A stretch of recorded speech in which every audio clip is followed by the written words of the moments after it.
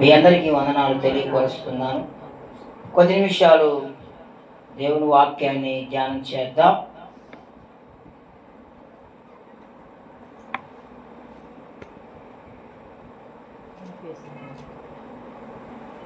మంచిది. బైబిల్ గ్రంథంలో నుంచి రూతు గ్రంథం 1వ అధ్యాయం 16వ వచనం. రూతు గ్రంథం 1వ అధ్యాయం. అందుకు రూతు, నా వెంబడి రావద్దనియు నన్ను విడిచిపెట్టుమనియు నన్ను బ్రతిమాలు కొనవద్దు. నీవు వెళ్ళు చోటికే నేను వచ్చేదను. నీవు నివసించు చోటనే నేను నివసించేదను. నీ జనమే నా జనం, నీ దేవుడే నా దేవుడు. నీవు వృత్తి పొందు చోటనే నేను వృత్తి పొందేదను. అక్కడనే బాతి పెట్టబడేదను. మరణము తప్ప మరి ఏదైనను నిన్ను నన్ను ప్రత్యేకించిన ఎడల యెహోవా నాకు ఎంత కీడైనను చేయునుగాక అనెను. చాలు పిల్లరా, చదివిన వాక్య భాగము రూతు గ్రంథం 1వ అధ్యాయం 16వ వచనాన్ని చదివాం. ఇక్కడ ఒక భక్తి కలిగిన కుటుంబం ఉంది. ఆ కుటుంబం పేరేంటి? నయోమి కుటుంబం. దైవభక్తి కలిగిన కుటుంబం అని బైబిల్ గ్రంథంలో మంచి సాక్ష్యం ఉంది పిల్లల. అయితే వీరికి 2 కుమారులు ఉన్నారు. కుమారులు కుటుంబము భార్య భర్తలు దైవంగా భయభక్తులతో కలిగి దేవుని ఆరాధిస్తూ కొనసాగుతూ ఉంటున్న దినాలలో పిల్లరా మోయాబు దేశానికి వెళ్ళాలి, అక్కడ నివసించాలి. వారుంటున్న బేతేలులో కరువు వచ్చిందని పిల్లరా నయోమి ఒక నిర్ణయం తీసుకొని పిల్లరా తన భర్తను 2 కుమారులను తీసుకొని మోయాబు అనే దేశానికి బయలుదేరి వెళ్ళింది పిల్లరా. వెళ్ళినప్పుడు అక్కడికి వెళ్ళటంతోనే చాలా భయంకరమైన పరిస్థితులు రూతు జీవితంలో ఎదురవుతాయి. ఈ రాత్రికాల సమయంలో దేవుడు మనతో మాట్లాడుతున్న ఒక దివ్యమైన సందేశం ఏంటంటే మంచి తీర్మానాలు. ఏంటివి? మంచి తీర్మానాలు. తీర్మానం అంటే ఏంటి? నిర్ణయాలు. తీర్మానాలు లేకపోతే పిల్లరా మంచి నిర్ణయాలు, మంచి ఆలోచన ఆశీర్వాదకరంగా ఉండకపోతే పిల్లరా ఎంతో భయంకరమైన శ్రమలు, భయంకరమైన కష్టాలు, అవమానాలు, ఇరుకులు పడవలసిన పరిస్థితి ఉంటుంది. కనుక పిల్లరా కుటుంబంలో మనం నివాసం చేస్తూ ఉంటున్నప్పుడు భార్యాభర్తలైనా, కుటుంబంలో ఉన్నవారైనా, స్నేహితులైనా, రక్త సంబంధులైనా ఎవరైనా సరే వారి యొక్క మంచి భవిష్యత్తు వేటి మీద ఆధారపడి ఉంటుంది అంటే అదేంటంటే తీర్మానాల మీద, అంటే నిర్ణయాల మీద, తీసుకునే నిర్ణయాల మీద కుటుంబమైనా ఒక వ్యక్తి భవిష్యత్తు అయినా కొనసాగించబడిద్ది.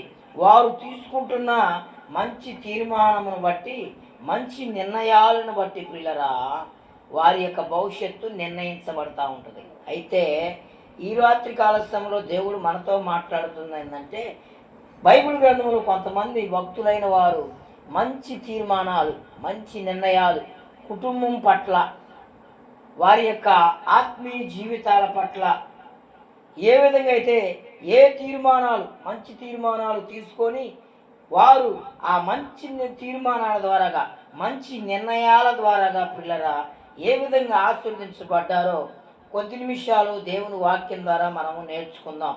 అయితే ఇక్కడ మనకి రూతు యొక్క జీవితాన్ని మనం ఒకసారి చూసినట్లయితే నయోమి ఎలిసబెతు మంచి కుటుంబం.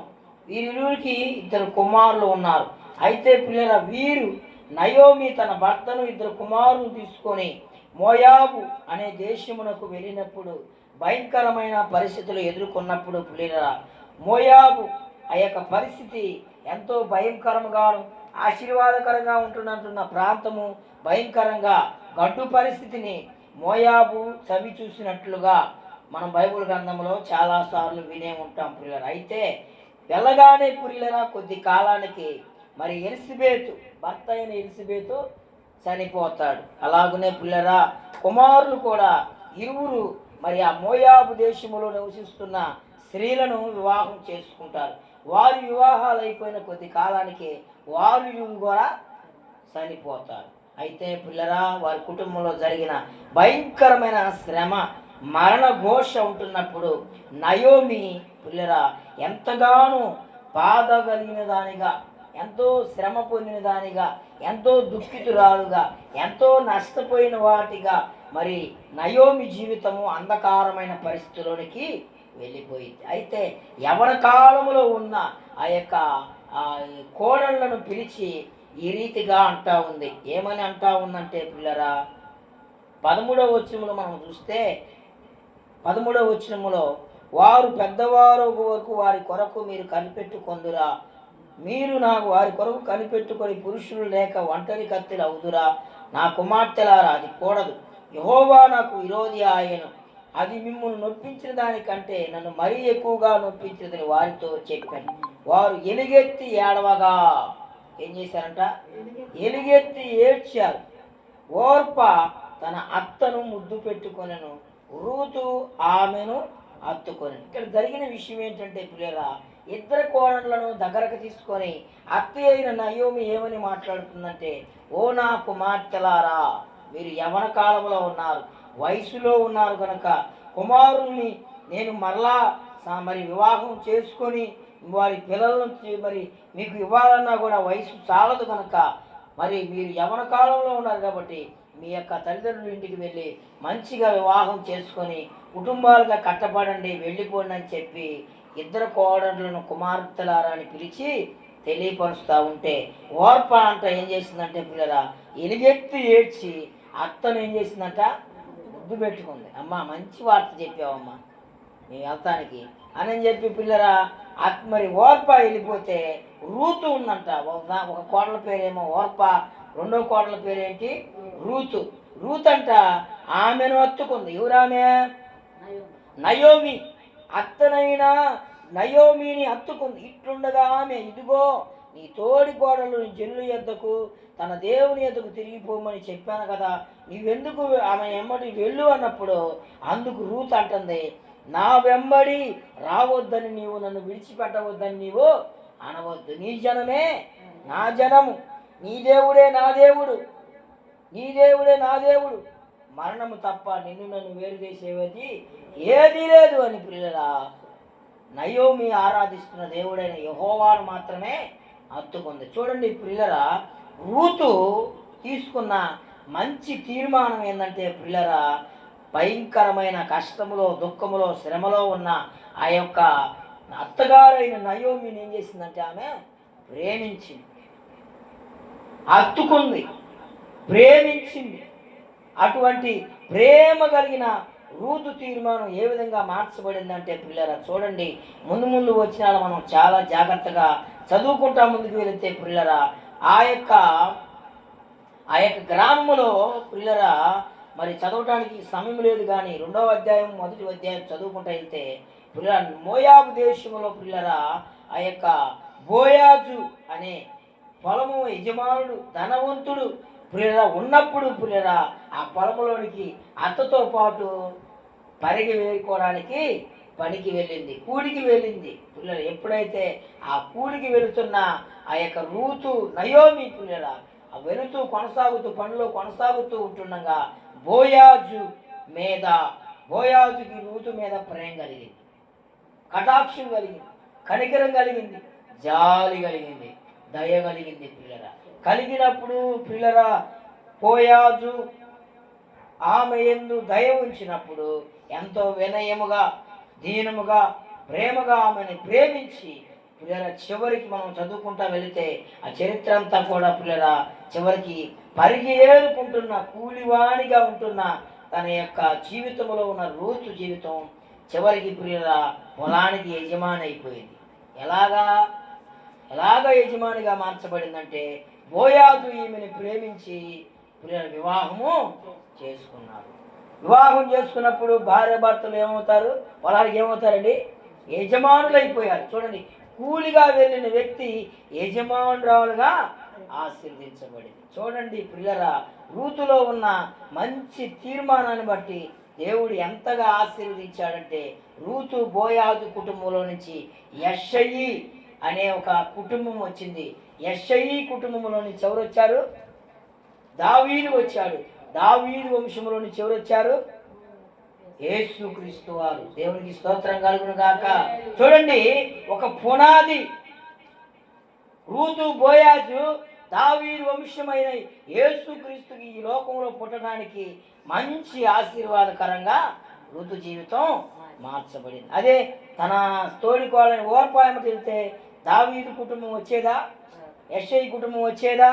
అందుకే నిన్ను బట్టి, నువ్వు తీసుకుంటున్న తీర్మానాన్ని బట్టి, నీవు తీసుకుంటున్న నిర్ణయాన్ని బట్టి నీ భవిష్యత్తు ఆధారపడింది. చూడండి, రూతు తీర్మానం తన యొక్క ఆశీర్వాదానికే మార్చబడింది. కనుక ప్రియరా, రూతు తీర్మానం వలె మనము కూడా ఎన్ని పరిస్థితులు వచ్చినా, ఎన్ని కష్టాలు వచ్చినా, ఎన్ని అవమానాలు వచ్చినా, ఎన్ని పరిస్థితులు వచ్చినా కూడా దేవుణ్ణి విడిచిపెట్టకూడదు. దేవునికి స్తోత్రం కలుగునుగా. దేవుడు తప్ప వేరొకటి లేదు అని మనము దేవుని మీద ఎప్పుడైతే నిర్ణయం తీసుకొని, తీర్మానం తీసుకొని దేవునిలో కొనసాగుతూ ముందుకు వెళుతుంటామేమో, అప్పుడే దేవుడు నువ్వు తీసుకున్న నిర్ణయాన్ని బట్టి, నువ్వు చూపుతున్న కృపను బట్టి, నువ్వు చూపుతున్న నమ్మకాన్ని బట్టి, నువ్వు చూపుతున్న ఆయన మీద చూపుతున్న విశ్వాసాన్ని బట్టి నీ పరిస్థితులన్నిటిని ఆయన ఏం చేస్తాడంటే మార్చగలిగిన దేవుడు. సమస్యలు తొలగిస్తాడు, రోగాలు తొలగిస్తాడు, ఇబ్బందులు తొలగిస్తాడు, అప్పులు తొలగిస్తాడు.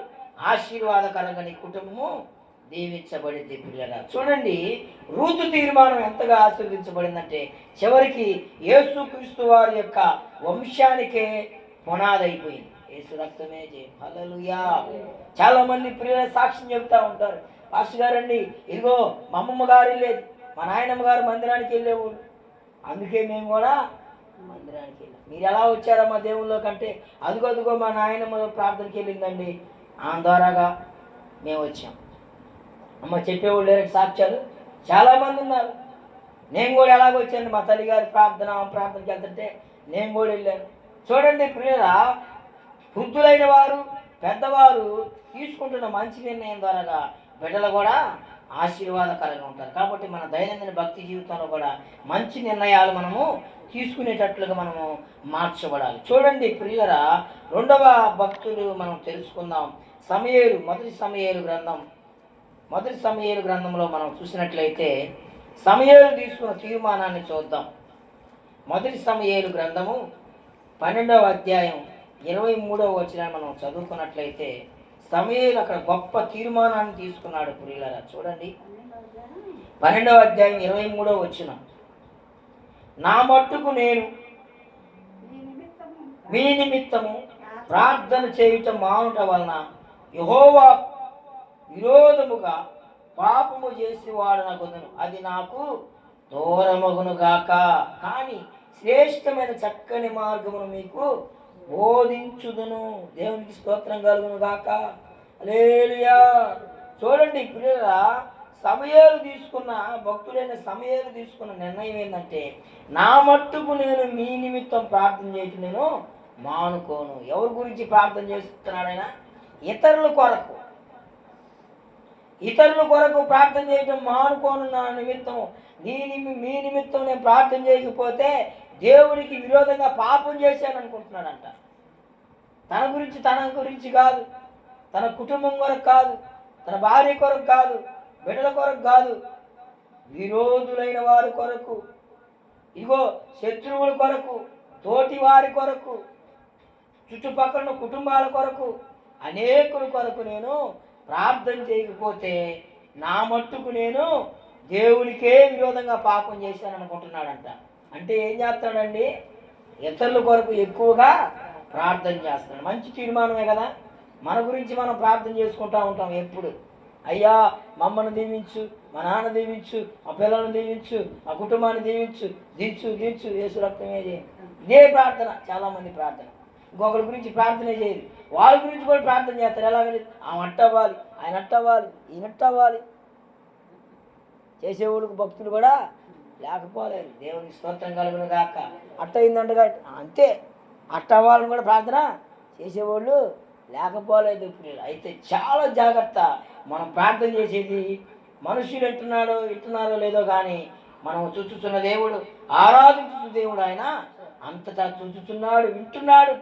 కాబట్టి మనం చేసే ప్రార్థన చాలా జాగ్రత్తలు. మేము ప్రార్థన చేసేప్పుడు మాకంటే మా కుటుంబం కొరకు 2 నిమిషాలు చేసుకుంటాం.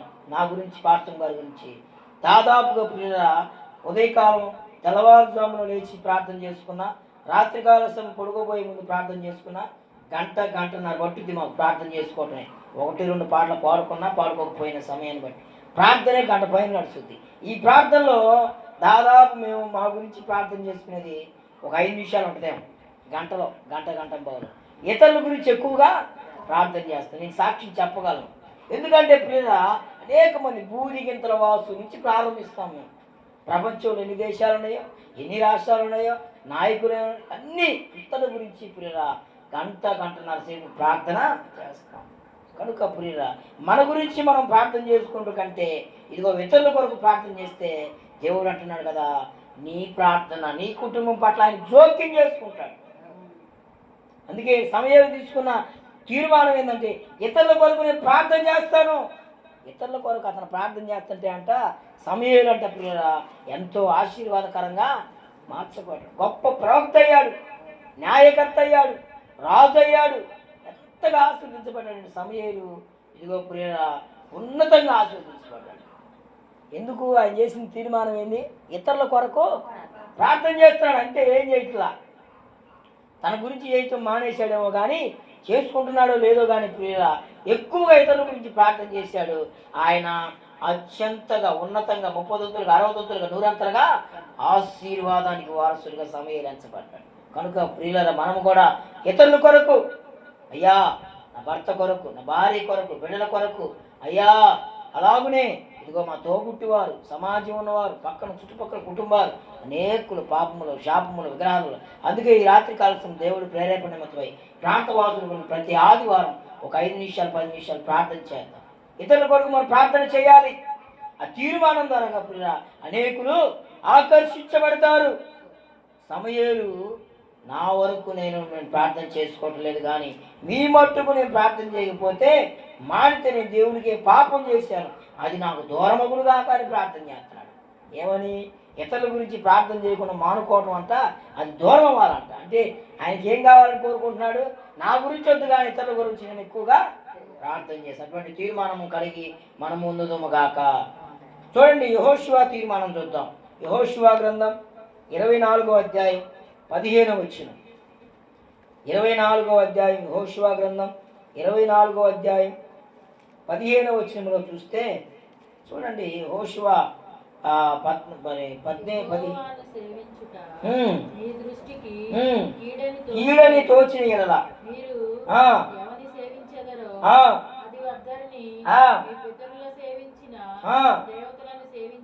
సేవించెదరో, అమోరీల దేవతలను సేవించెదరో, నేడు మీరు కోరుకోండి.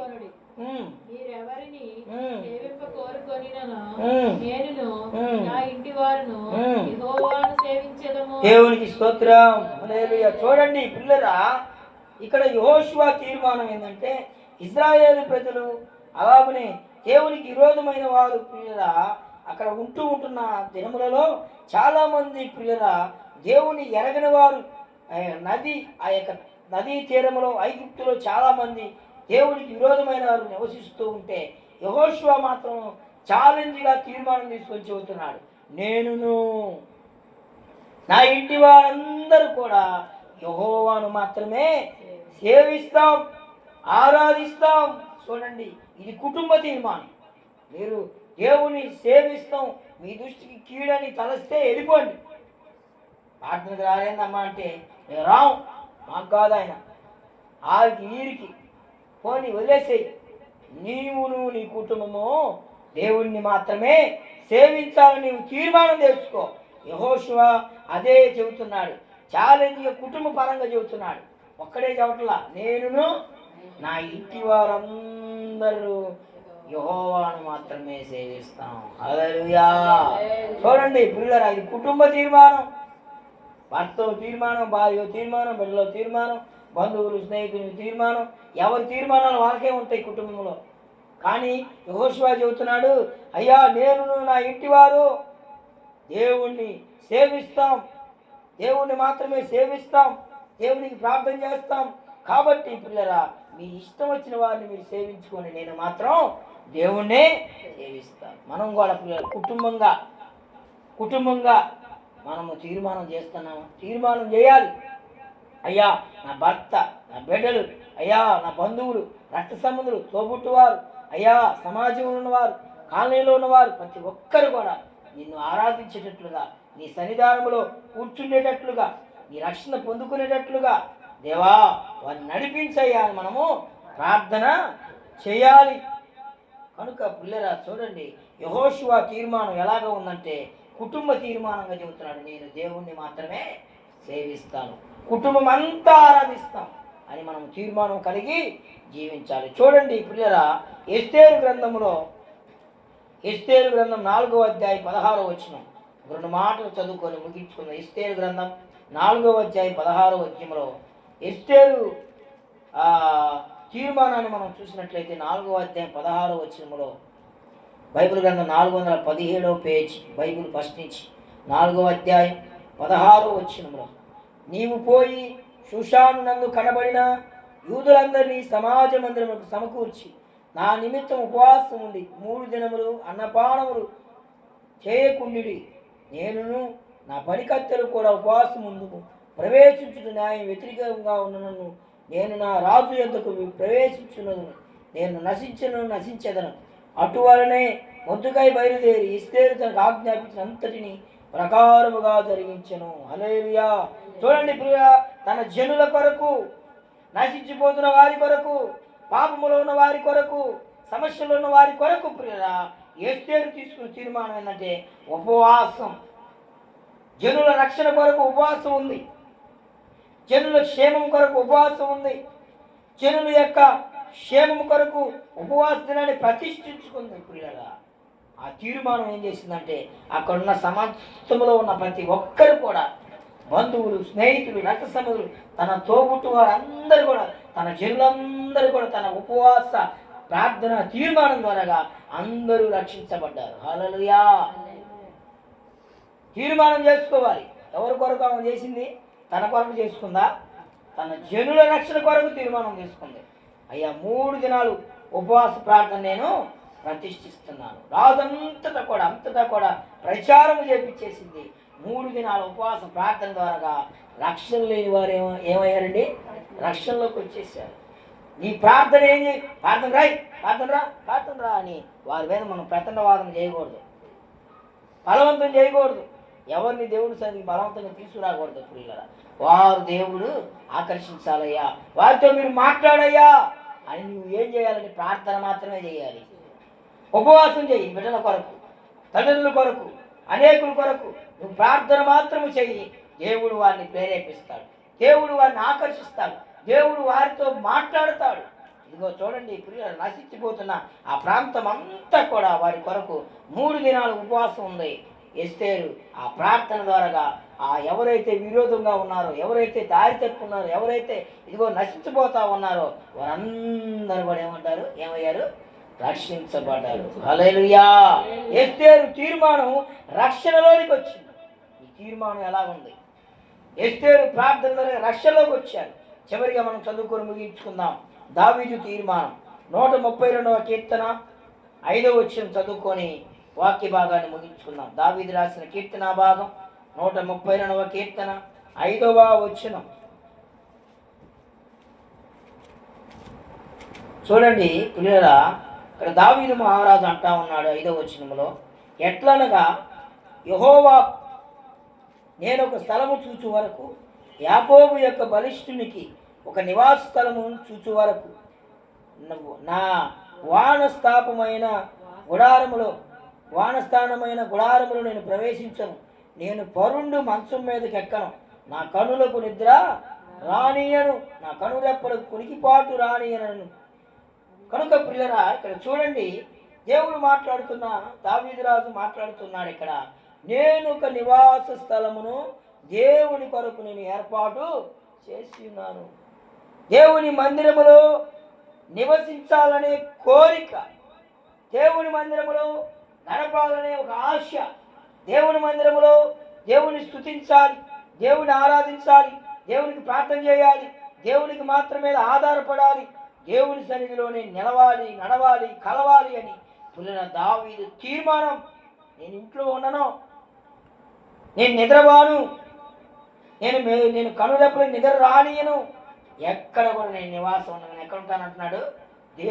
దేవుని సన్నిధిలోనే నేను నివాసం ఉంటాను. ఇదే దావీదు అంటున్నాడు, పిల్లరా, నేను సదాకాలము యెహోవా మందిరములో నివసించేదను అంటాడు 84వ కీర్తనలో. పిల్లరా, 84 కీర్తనలో అంటాడు, నీ ఆవరణములో ఒక్క దినము గడుపుట 1000 దినాల కంటే శ్రేష్టం. 1000 దినాల కంటే శ్రేష్టం. దేవుని మందిరములో ఉండాలనే కోరిక, దేవుని మందిరములో ఉండాలనే తీర్మానం, మంచి తీర్మానాన్ని కలిగి దావీదు నివసించినప్పుడు దావీదుకి భయంకరమైన పరిస్థితులు వచ్చినప్పటికీ దావీదు నిర్ణయించుకున్న తీర్మానం ద్వారా అనేకమైన సమస్యలన్నిటి నుంచి విడుదల పొందాడు. వెలివేయబడిన స్థితిలో ఆయన రాజుగా నియమించబడ్డాడు. హల్లెలూయా. నేను బ్రతుకు దినములన్నిటిలో కృపాక్షేమములు నా వెంట వచ్చును, చిరకాలం యెహోవా మందిరము నేను నివాసము చేస్తానని దావీదు 23వ కీర్తన 6వ వచనంలో మాట్లాడతాడు. చూడండి ప్రియుల, దావీదు యొక్క తీర్మానం ఎలా ఉందంటే, దేవుని మందిరానికి, దేవుని సన్నిధికి వెళ్ళాలని తీర్మానం. నీ తీర్మానం ఏంటి? నా తీర్మానం ఏంటి?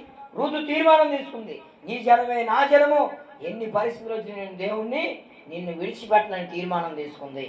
రూతు ఆశీర్వదించబడింది. ప్రియులా, సమూయేలు ఇతరుల కొరకు ప్రార్థన చేశాడు, ఆశీర్వాదకరంగా కుటుంబం దీవించబడింది. యెహోషువ తీర్మానం చేసుకున్నాడు, నేను నిన్నే ఆరాధిస్తానయ్యా కుటుంబముగా, అందుకని యెహోషువ కుటుంబం గొప్పగా ఆశీర్వదించబడింది. ఎస్తేరు తీర్మానం చేసింది, ఉపవాస ప్రార్థన చేసుకుంది, తన జనులందరికీ రక్షణలోనికి నడిపించుకుంది. దావీదు తీర్మానం చేసుకున్నాడు, మందిరములో ఉండాలి, దేవుని సన్నిధిలో ఉండాలి, దేవుని సన్నిధిలో గడపాలి, ఆయన స్తుతించాలి, ప్రార్థించాలి అని దేవుని మీద ఆధారపడి జీవిస్తున్నప్పుడు గొర్రెల దొడ్డిలో నుంచి దావీదుని పిలిచి రాజుగా సింహాసనం ఎక్కించాడు. కంపులో ఉన్న తన జీవితాన్ని ఇంపుగా అత్తర సువాసనగా రాజుగా సింహాసనం దేవుడు ఎక్కించేశాడు. కనుక మన తీర్మానాల ద్వారా మన జీవితాల మీద ఆధారపడి ఉంటాయి. కనుక మనం మంచి తీర్మానాలు తీసుకుందాం, దేవునిలో గొప్ప తీర్మానాలు పొందుకొని, అయ్యా ఇకనైనా నేను మంచి తీర్మానాలు పొందుకుంటానయ్యా, అయ్యా తీర్మానం ఇతరుల కొరకు ప్రార్థన చేస్తాను, అనేకుల్ని దేవుని సన్నిధికి ఆకర్షిస్తాను, అనేకుల కొరకు నేను ప్రార్థన చేస్తానని ఒక తీర్మానం కలిగి మనం జీవితాన్ని కొనసాగిస్తూ ఉంటే, నువ్వు చేస్తున్న ప్రార్థన బట్టి నీకున్న పరిస్థితులు మార్చుతాయి, నీకున్న పరిస్థితులను మారబోతాయి, మధురముగా మార్చబడతాయి, ఆశీర్వాదకరంగా, దీవెనకరంగా, మేలుకరంగా దేవుడు నిన్ను, నీ కుటుంబాన్ని దీవించి ఆశీర్వదించును గాక. ఆమేన్. అందరం ప్రార్థన చేసుకుందాం.